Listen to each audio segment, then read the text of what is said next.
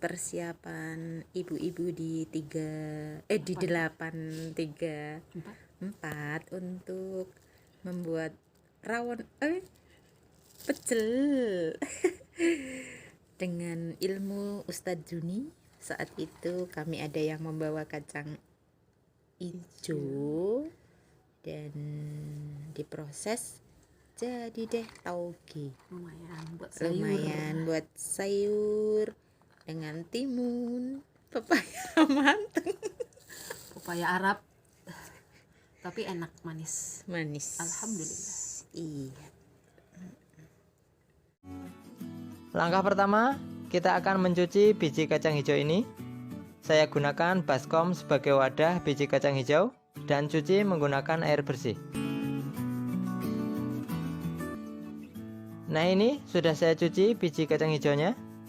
Langkah selanjutnya, kita akan merendam biji kacang hijau ini dengan air dingin atau air biasa. Lama perendamannya kurang lebih 12 jam ya teman-teman.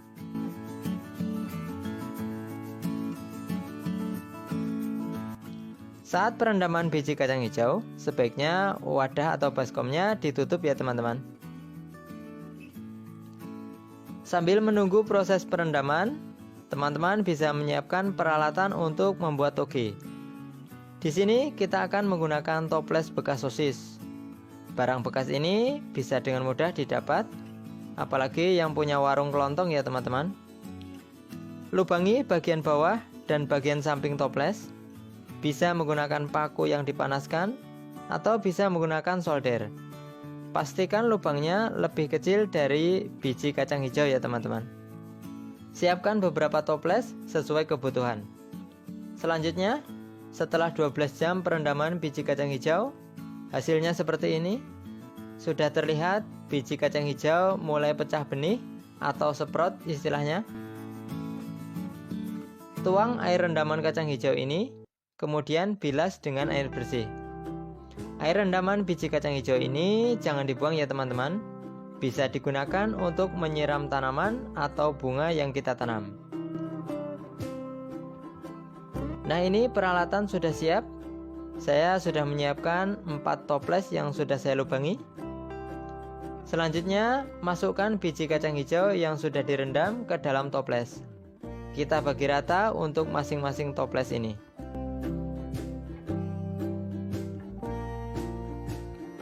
Jika sudah, kita tutup semua toplesnya. Toples ini akan kita masukkan ke dalam plastik hitam. Kalau tidak ada plastik hitam, teman-teman bisa juga menggunakan plastik warna lain yang tidak transparan. Saat penyimpanan, toples ini disimpan dalam keadaan miring atau tertidur ya teman-teman.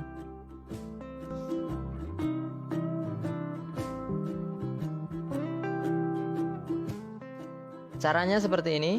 Saya masukkan 2 toples ke dalam satu plastik hitam dan bisa dilipat atau ditalikan plastiknya. Tujuannya supaya terhindar dari cahaya dan meminimalkan udara yang masuk. Plastik yang berisi toples saya simpan di wadah kotak seperti ini. Saya tutup bagian atasnya.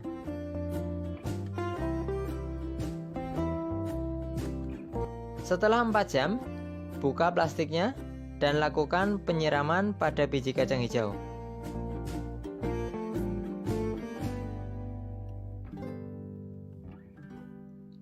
Proses penyiraman selanjutnya saya selang 4 jam. Jadi untuk membuat toge ini saya lakukan penyiraman 4 jam sekali. Sebelum disimpan kembali, pastikan air di dalam toples mengalir keluar dengan sempurna. Supaya apa? Supaya tidak terjadi busuk kecambah. Itulah fungsinya dari lubang-lubang yang kita buat di toples ini sebagai jalan keluar air saat penyiraman. Setelah semua disiram, simpan kembali toplesnya di dalam plastik dan letakkan di tempat yang sejuk dan tidak terkena cahaya. Nah, ini penampakan kecambah setelah 12 jam sejak disimpan di dalam toples. Sudah mulai panjang kecambahnya. Ini adalah penyiraman ketiga. Saya siram sekitar jam 7 malam ya teman-teman. Kita akan lihat hasil pembuatan kecambah ini setelah 24 jam. Kita buka plastiknya. Nah, ini terlihat kecambah semakin panjang dan mulai membesar. Saatnya kita lakukan penyiraman lagi ya teman-teman. Untuk konsumsi sendiri, kita tidak perlu menambahkan pupuk pada kecambah ini. Cukup disiram dengan menggunakan air bersih saja.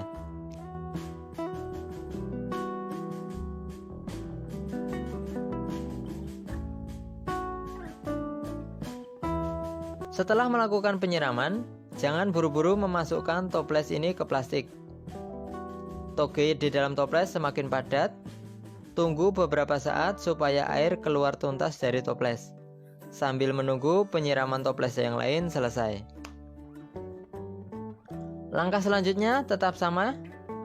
Kita simpan lagi dan lakukan penyiraman setiap 4 jam sekali.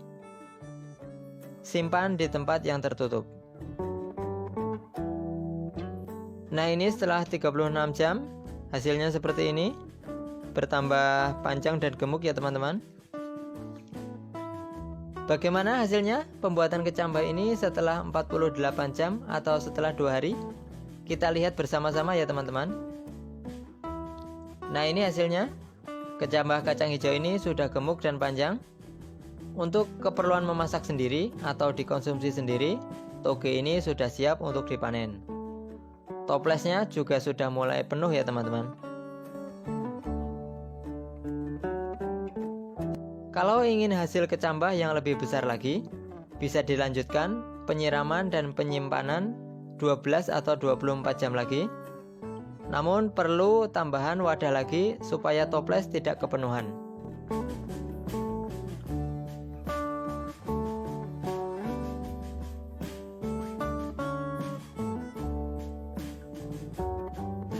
Bagaimana teman-teman? Sangat mudah kan cara bikin toge sendiri? Selain itu, pasti hasilnya lebih sehat, organik, dan higienis. Ini saya ambil 1 toples dulu untuk dimasak. Saya cuci dan saya pisahkan kulit kacang hijaunya. Untuk sisanya, saya simpan lagi kecambahnya supaya lebih besar lagi. Semoga bermanfaat. Wassalamualaikum warahmatullahi wabarakatuh.